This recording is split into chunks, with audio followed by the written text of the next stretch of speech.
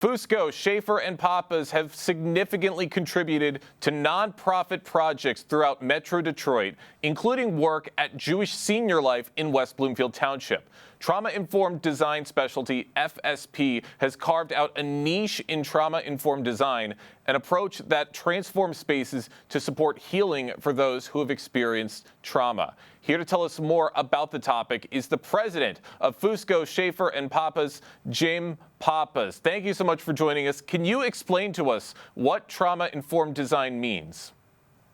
Trauma-informed design is a philosophy of designing buildings to assist in the healing process.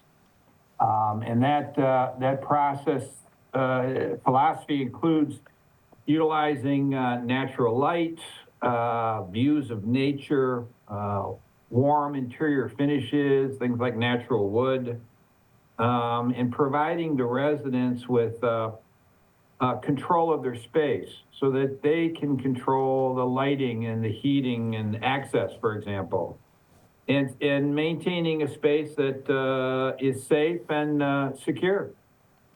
Interesting. And why is it particularly important for community spaces like Greater West Bloomfield?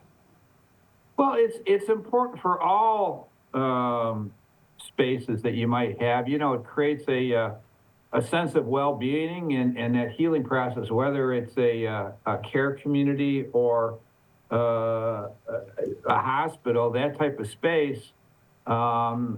It just gives you a good feeling. It's really good for any environment that people live in. Awesome. I like how it can help lift people's spirits and get them in the right mindset. And what inspired Fusco, Shaffer, and Pappas to specialize in trauma-informed design?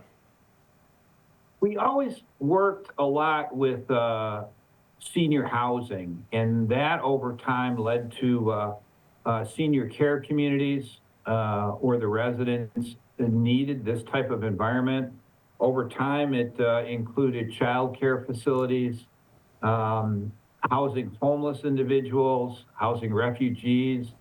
So this really provided our clients with environments for their residents that improve their quality of life. Absolutely, I would say so as well. And your recent project incorporating trauma-informed designs to Jewish Senior Life, how have those principles benefited its residents? I think you just touched on it a little bit right there. Well, we did, and we worked, in fact, for Jewish Senior Life, we were involved with the Mir Apartments, with Heckman, the Brown Center, as well as Flashman. Over the years, we've been on that campus quite a bit, and we've tried to incorporate this philosophy of design into all of our work. For those just joining us right now, we have Jim Pappas, the president of Fusco, Shaffer, and Pappas, talking about the trend of trauma-based design and what that's been doing to places all throughout Greater West Bloomfield, including Jewish Senior Life. And Jim, how has that focus on trauma-informed design evolved over the years? It has evolved, you know, initially, as I mentioned, it started out with us working more with seniors, and then that moved into areas of child care communities, facilities and communities to house homeless individuals, as well as even refugees, so that it really has developed from kind of just the senior environment to a lot of other areas that it's very appropriate to. Can you share an example from another one of your projects and explain how its design helped support its occupants' emotional and psychological well-being? Certainly. One of the recent projects that we completed was the Pope Francis Center in Detroit that houses homeless individuals. And again, trying to use natural materials, large windows in their living spaces so that we have a lot of natural light and views of nature, individual control. So all the principles that I mentioned earlier, we try to incorporate into those designs, as well as other projects recently that we worked on for Vista Maria in Dearborn Heights, and they provide care for children that have been young girls specifically that have had extensive trauma in their life.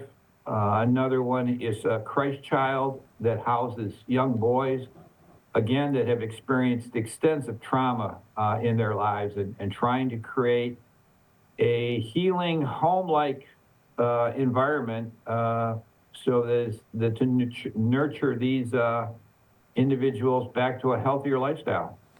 Wow, sounds like your work is spreading all throughout southeastern Michigan, helping so many people in the process. And Jim, how do you collaborate with local nonprofits and community organizations to ensure that your designs meet their unique needs in communities such as West Bloomfield? We found it's important working with nonprofit organizations. Oftentimes, they don't have the in-house professionals that you would have for example, as a developer. The professional developers develop for a living. Oftentimes, these nonprofits do what they do extremely well in caring for the individuals that they care for. But we try to assist them in the entire development process and work with them closely so that their final product that we achieve with them meets all their visions and goals. Awesome. Great to hear about all the work you're doing throughout Greater West Bloomfield and beyond. Jim, I got one more question for you before we let you go. Looking ahead, what do you see as the future of trauma-informed design in Greater West Bloomfield and other local communities? Trauma-informed design, as I mentioned at the beginning, really is important in trying to create a healing environment.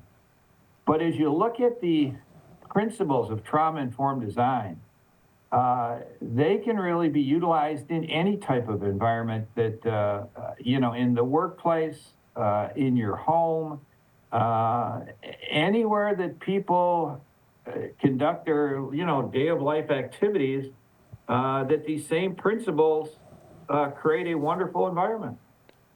Awesome. And they're making a wonderful environment for so many people. Jim, thank you so much for joining us today here on The Splash Live. Thank you, Jake. I really appreciate it.